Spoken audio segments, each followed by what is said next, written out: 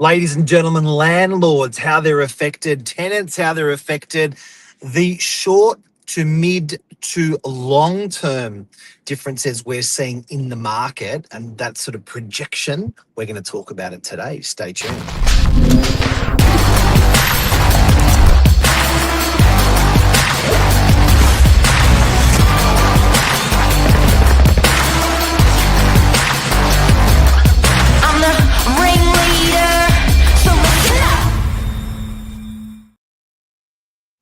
Billy Drury. How are you, Billy? We thought you'd retired, but bang, he's back and he's ready to go again. Oh no, just got a sugar hit for my 50th, and energy levels are back and strong, and off we go. It's good to have you back. And what a topic to come back on with. This was inspired by an article you read over the weekend, and you were talking around the dinner table. Is that right? It is, and I think there's if you're going to remember what's happened in the last, this year, you're going to sort of remember the budget. And I think then there you look at what's the residual, what has that residual been since then? What will it be towards the end of the year? And, we're seeing auction clearance rates. People are talking about that and what that's going to play out and look like, in my opinion and your opinion, in the next couple of years. There's some big benefits there to some people, not the people you may think. Yeah, I guess winners and losers of all markets, but particularly the rental market. What I think is really interesting here, probably the biggest data point that's come out from the article we've read, is that it reports Australia's asking rents have increased more than 50% since 2020. Yeah, that's COVID. Huge. And, wages in comparison have gone up 20%. So there has been a difference there to the household income.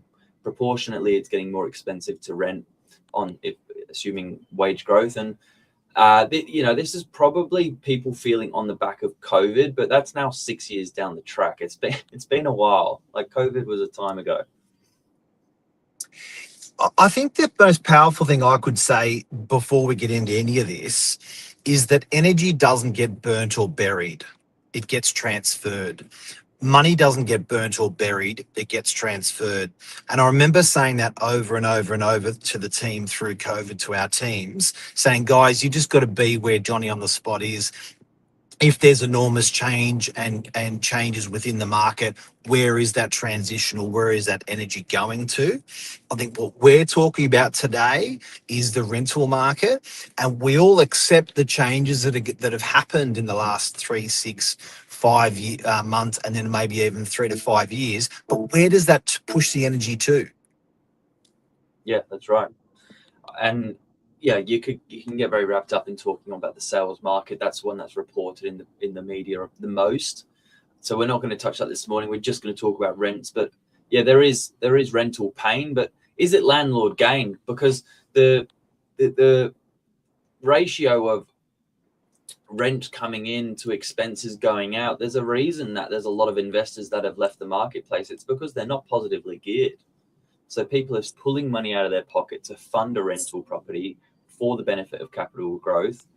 And it's proportionately cheaper to rent the same property than it would be to pay your own mortgage.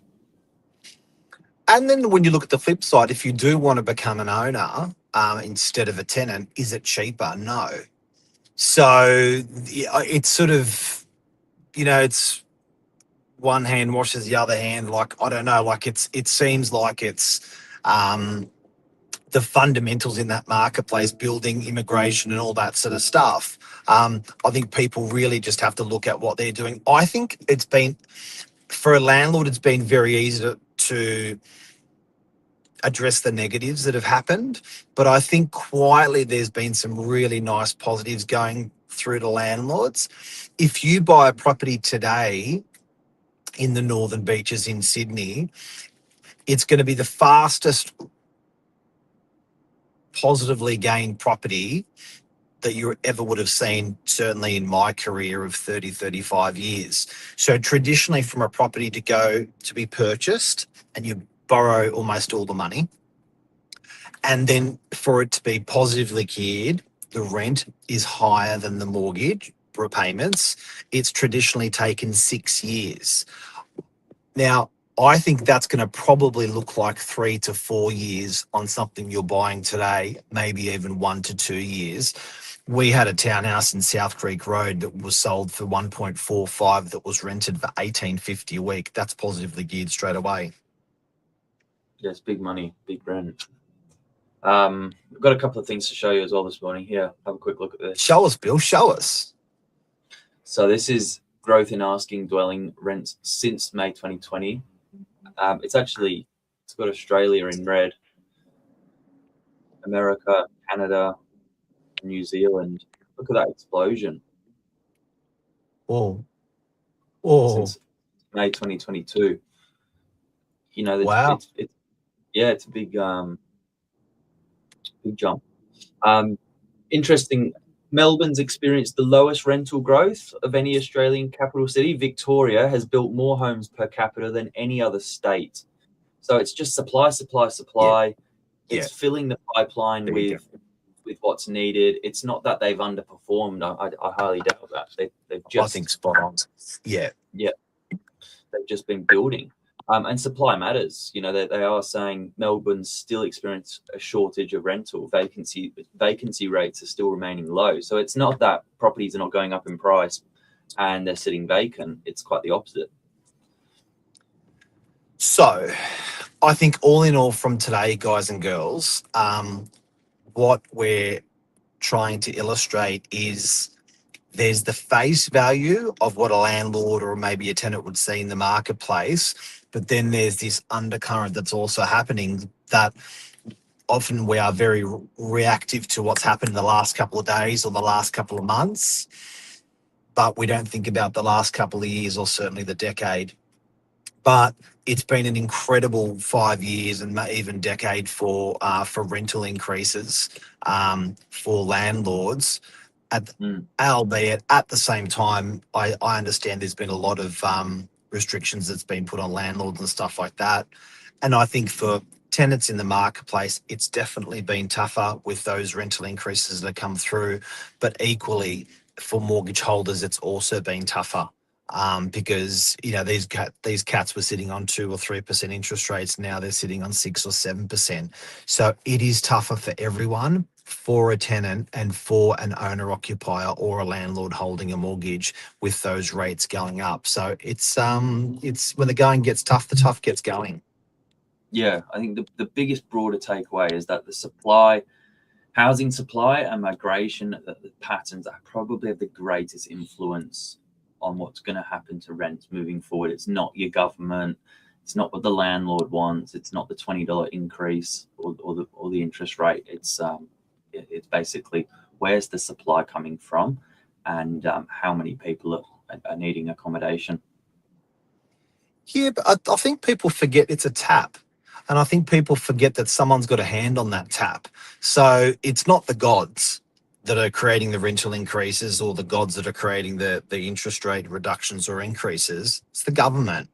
So, and the supply of building into the marketplace, like it's a very, very controlled environment. So I think there's an element of safety there that people don't want to see the banks go into carnage. They don't want to see the economy go into carnage. And they do have their hands on those levers, the government, for immigration, for supply and all that stuff. And I know it does take time. It's not just bang, make a policy change, see the difference come through tomorrow. It takes sometimes years, but it sort of sits well with me a little bit, Billy, that there is that control, and they seem to have, done a good job, steering the last maybe 10 or 20 years, 30, maybe not lately, but yeah, interesting. Yeah, there you go. Well, it's a good topic. I hope that bit of data helps. I'll show you that graph one more time. There it is on the world map. And any questions, reach out, give us a call.